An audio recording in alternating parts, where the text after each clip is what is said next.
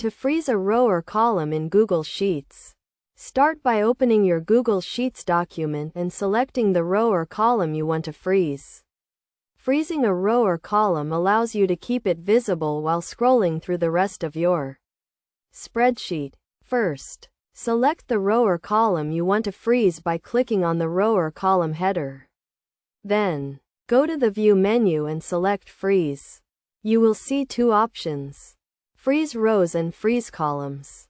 If you want to freeze a row, select the number of rows you want to freeze and then click on Freeze Rows. If you want to freeze a column, select the number of columns you want to freeze and then click on Freeze Columns. You can also freeze rows and columns at the same time by selecting the cell below the row you want to freeze and to the right of the column you want to freeze. Then going to the View menu and selecting Freeze. To unfreeze a row or column, go to the View menu and select Freeze.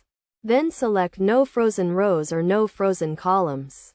Freezing rows and columns is useful when you have a header row or column that you want to keep visible while scrolling through the rest of your spreadsheet.